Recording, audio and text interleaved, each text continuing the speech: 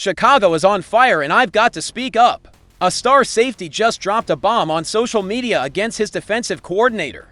While our coach questions the team's mindset, an ESPN analyst who's been tearing into our quarterback completely changed his narrative. And Sunday could be the defining moment for our #1 draft pick quarterback's entire career. If you think you know the whole story, you're wrong. Folks, what Jaquan Brisker just did is something I never thought I'd see in my life covering the Chicago Bears, and when I say never, I mean never. This man, our starting safety, the guy who's played 100% of the defensive snaps in these first 2 games, just did something that could change the future of this franchise in ways you can't imagine. Here are the facts as they happened, because I'm not sugarcoating anything. A fan on Twitter tells Dennis Allen, our defensive coordinator, to take the chains off Brisker and let him play closer to the scrimmage line. Jaquan's response was direct, it was bold, and it was explosive. Facts, use me. 2 words. 2 words that just created a crisis at Hollis Hall. And I'm going to explain exactly why this is much bigger than it seems on the surface. First, let's talk about the context that makes this a nuclear bomb. Brisker is not just any player. This is a man who was drafted in the 2nd round of the 2022 draft, who has been a key part of our defense since he arrived, and who is in a contract year. When a player in a contract year goes public against his coordinator's scheme, that's not normal frustration. That's a declaration of war. And here's what has me most worried. The stats fully back his frustration. Our defense is allowing 39.5 points per game. We are the worst in the entire league.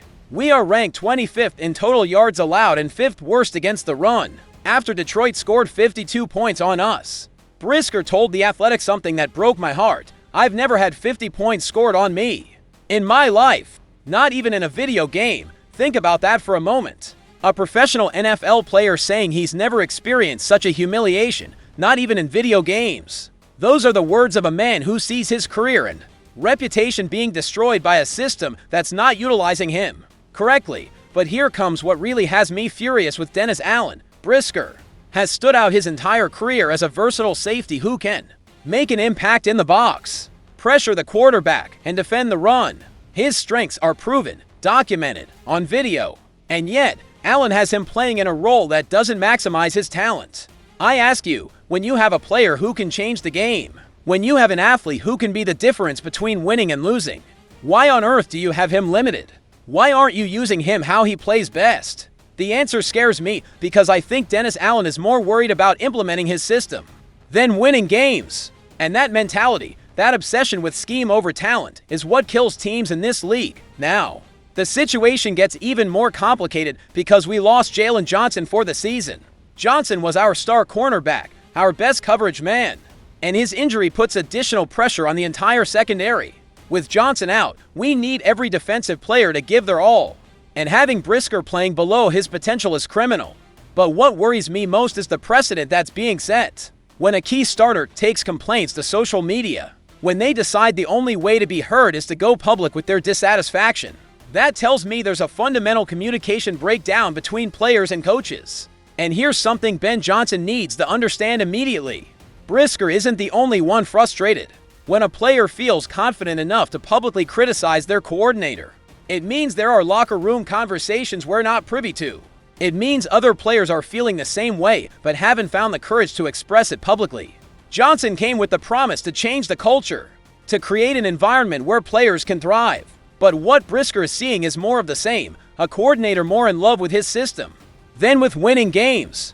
And the irony of all this is that Allen was hired specifically to improve our defense. He came with credentials, he came with experience, but the results speak for themselves. 2 games, 79 points allowed, and now he has a star starter publicly asking for more responsibilities because he knows he can make a difference. For Brisker, this public move is extremely risky. He's in a contract year with a new regime that has shown a willingness to make drastic changes. Johnson has already shown he has no problem getting rid of players who don't fit his vision, and expressing discontent publicly is not the best way to win favor with the new administration. But I think Brisker reached a point where he felt he had no other choice. When you see your team being humiliated week after week, when you know you can contribute more but aren't allowed, when you feel your career is being wasted, sometimes the only option is to make noise publicly.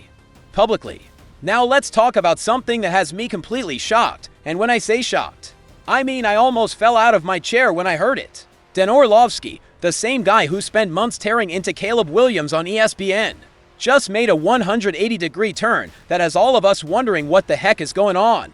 All off-season, Orlovski was relentless with Williams. He said he doesn't fit in Ben Johnson's system, that it would take years of work for Johnson to tear him down and rebuild him, that basically we were wasting our time waiting for our number one draft pick quarterback to have immediate success. Those comments had me furious because it seemed like he was sabotaging our rookie before he even had a real chance to show what he's made of. He was creating a negative narrative that didn't help anyone, not Williams, not the Bears, nor the fans who are desperate to see our team succeed. But this week on First Take, Orlovski said something that left me speechless. I need everyone to calm down with Caleb Williams. We can give the young guy until November so we can really evaluate if it's going to work, or if there are signs it's working with Ben Johnson.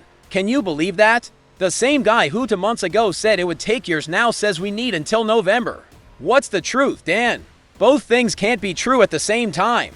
And here's what really bugs me about this sudden change. Orlovski is realizing that his previous narrative was too negative, too pessimistic. And now he's trying to soften his position before looking like a complete idiot if Williams succeeds. Because the reality is that Williams has improved week after week in these first 2 games. His accuracy has gone up from 59% in week 1 to 68% in week 2. His decisions are smarter, he's reading defenses better, and he's starting to develop chemistry with his receivers. But what irks me most is the lack of consistency in the analysis. When you're an analyst on a platform like ESPN, when you have millions of people listening to your opinions, you have the responsibility to be fair and objective. You can't change your narrative every 2 weeks based on how the situation looks. And I wonder, what changed in Orlovski's mind? Did he suddenly realize he was being unfair? Or did he realize that if Williams succeeds, he'll be the analyst who didn't recognize the talent in front of him? The truth is that Orlovski is finally acknowledging something many of us have been saying since the draft: give the young man time. Williams is a generational talent who was the first pick in the draft for a reason. He has all the physical and mental tools to be successful in this league, but like any rookie, he needs time to adjust to the professional level. But here's what I find most interesting about all this: the timing. Orlovski makes this narrative change just as Williams is about to face his most important test against Dallas, just when the pressure is at its highest and when he most needs media support. Is it a coincidence? I don't believe in coincidences in this business. I think Orlovski sees the same videos we're all watching. He sees the gradual improvement, the flashes of greatness, a quarterback who's starting to understand the system and making better decisions. And now that he's seeing those positive signs, he wants to ensure he's on the right side of history. He wants to be able to say he was one of those who believed in Williams when things turn around. The problem is you can't have credibility if you change your position every time the wind blows a different direction. Good analysts have convictions and stick with them based on evidence, not public pressure or convenient narratives. But I'll give credit where it's due. At least now he's advocating patience for Williams. At least now he's acknowledging that November is a more realistic timeline to evaluate progress. That's more than we've heard from him in months. And now we come to the heart of the matter. The moment that could define not only this season but Caleb Williams' entire career in Chicago. This Sunday against the Dallas Cowboys is, without exaggerating, the most important game our number 1 draft pick quarterback has faced in his professional life. And I'll explain exactly why. Because there are 3 converging factors that make this game absolutely critical for Williams' future in our franchise. Factor 1, the record that doesn't leave we lose against Dallas. We dropped to 0-3. And that means Caleb would have lost 13 of his last 14 games as a starter. Read that again, 13 of 14. The only win he has was against Green Bay last year when the Packers rested all their starters in the last week of the season. That's not a legitimate win. That's a gift win. His last real win. His last time winning a game that mattered was 11 months ago against Jacksonville. 11 months for a quarterback who was the first pick in the draft. Those numbers are devastating. And here's what has me most worried. No team in the history of the Chicago Bears has made the playoffs after starting 0-2. None. If we drop to 0-3, we're not just talking franchise history. We're talking about the season practically ending before October. But more important than the team's stats are Williams' personal stats. A quarterback with a record of 1-13 in 14 games doesn't inspire confidence. no matter how high he was drafted. In this league, winning is all that matters. And Williams desperately needs a win to change the narrative. Factor 2, the perfect opponent bit. Here's what gives me hope. There couldn't be a more perfect opponent for Williams to redeem himself than these Dallas Cowboys. And when I say perfect, I mean it's like the schedule was designed by the football gods. The Cowboys have Matt Eberflus as their defensive coordinator. Yes, the same Matt Eberflus we know very well from his time here in Chicago. His defense is getting shredded, humiliated, exposed week after week. Last week, Russell Wilson, whom all analysts said was finished, had nothing left to offer. Scored for 150 yards and 3 touchdowns on them. 450 yards. A 36-year-old quarterback supposedly washed made them look like a high school defense. Without Micah Parsons on the field, the Cowboys don't generate consistent pressure on the quarterback.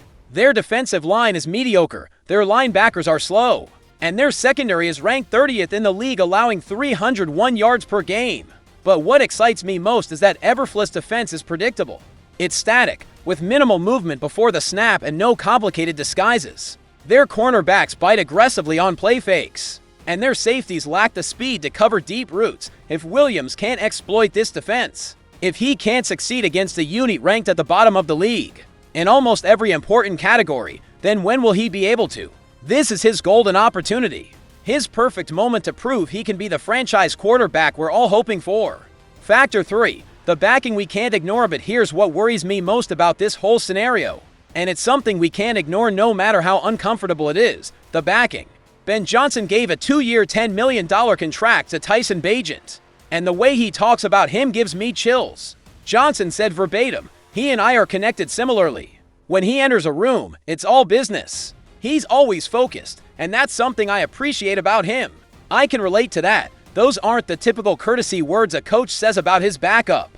That sounds like a coach genuinely admiring the work mentality of his number 2 quarterback. And that should be a warning sign for Williams. And on top of that, Johnson has been publicly criticizing the team's practice habits this week. He said, "I think our practice habits still don't reflect a championship quality team." When the head coach is praising your backup's work mentality while criticizing the team you lead, those are signals we can't ignore. Johnson is sending a message, and that message is that he's evaluating everything and everyone. The difference between Williams and Bagent is philosophical. Williams is Superman, wants to make spectacular plays, wants to show why he was the first pick in the draft. Bagent is simple, straightforward, all business. And Johnson, by his personality and system, clearly values simplicity and consistency over spectacle. If Williams has a poor performance against Dallas, if he makes costly mistakes, if he can't capitalize on the obvious weaknesses of the Cowboys' defense, then Johnson will have to make tough decisions. And with a backup who already has his trust and respect, those decisions could come quicker than any of us expect.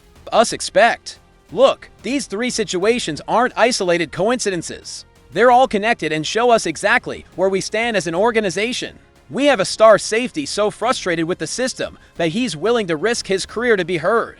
We have a national analyst finally realizing he needs to be fairer to our quarterback. And we have that same quarterback facing the most important moment of his young career. I ask you directly, do you think Williams will seize this perfect opportunity against Dallas? Or are we going to see more of the same struggles we've seen in his first 2 games? Do you trust that Orlovski is finally being honest in his analysis? Or do you think he's just trying to save his reputation after months of unfairly attacking our rookie? And about Brisker, do you support a player speaking up publicly when they feel they're not being used correctly? Or do you think they should keep those conversations private? These are the questions that will define the coming months of our season. And I need to know what you think, because at the end of the day, we're a Bears family.